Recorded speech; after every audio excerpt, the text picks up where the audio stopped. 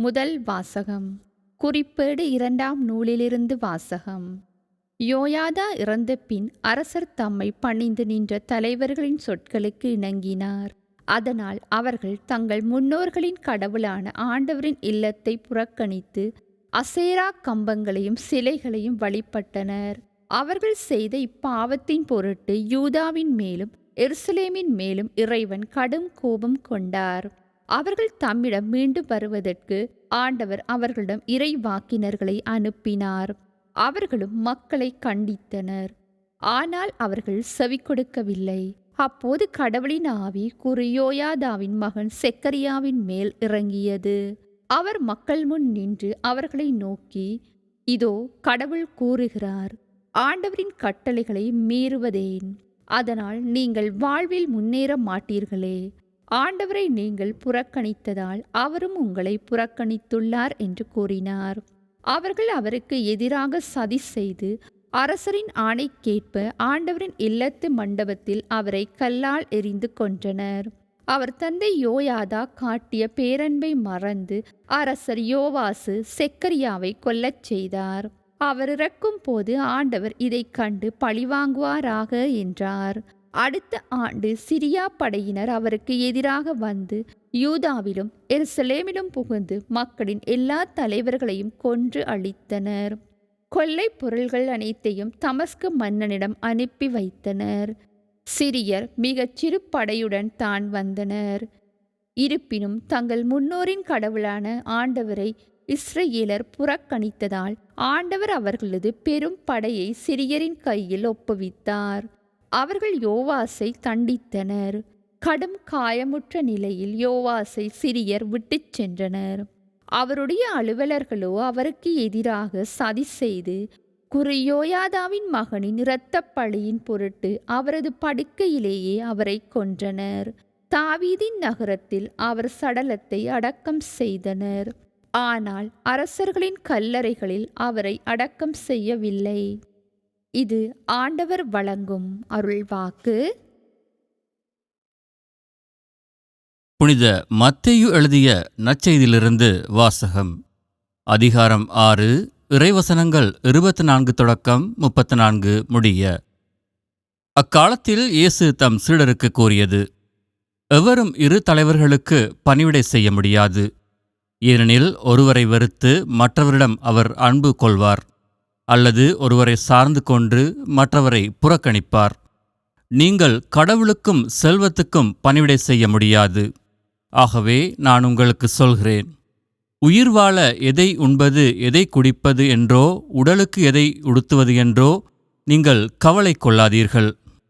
உணவை விட உயிரும் உடையை விட உடலும் உயர்ந்தவை அல்லவா? வானத்து பறவைகளை நோக்குங்கள்.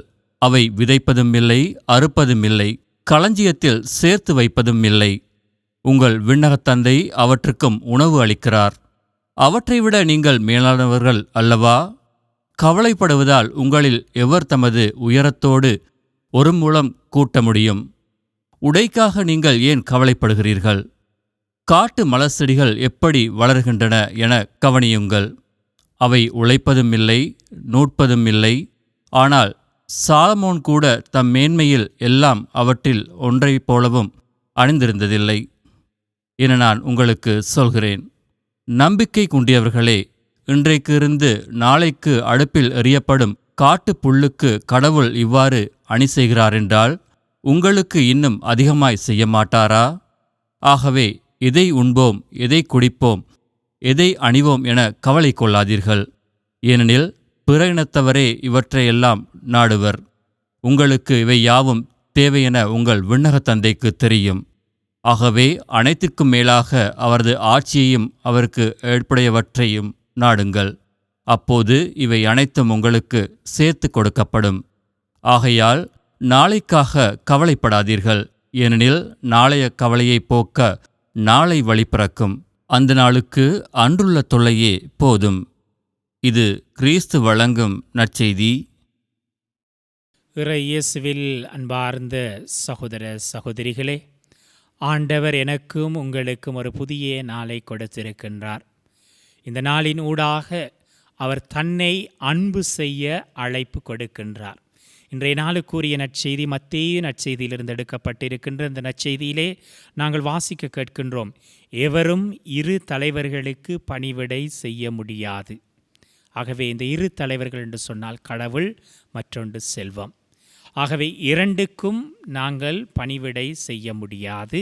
ஒன்றை வெறுத்து ஒன்றை நாங்கள் பற்றி கொள்ளலாம். ஆகவேதான் இறைமகன் கிறிஸ்து ஆணித்தனமாக சொல்லுகின்றார், இந்த உலகத்திலே இரு தலைவர்களுக்கு நாங்கள் பணிவிடை செய்ய முடியாது.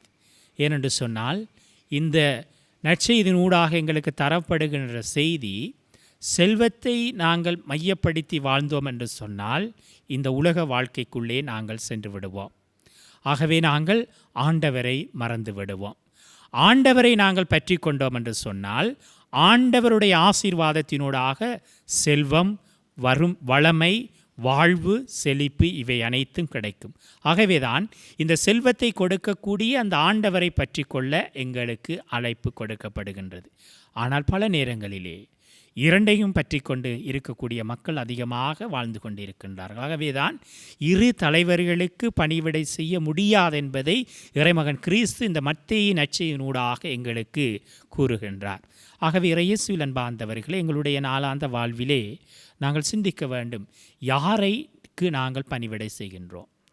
சொத்துக்காகவா, அல்லது புகழுக்காகவா, அல்லது பதவிக்காகவா, அல்லது என்னுடைய அதிகாரத்துக்காகவா நான் முழுமையாக என்னுடைய வாழ்க்கையை அர்ப்பணித்திருக்கின்றேன்? அல்லது மாறாக இவை அனைத்தையும் கொடுக்கக்கூடிய அந்த ஆண்டவருக்காக என்னுடைய வாழ்வை நான் அர்ப்பணித்திருக்கின்றேனா, தியாகம் செய்திருக்கின்றேனா, அவருடைய வார்த்தையை நான் வாழ்கின்றேனா என்று சிந்திக்க அழைக்கப்படுகின்றோம்.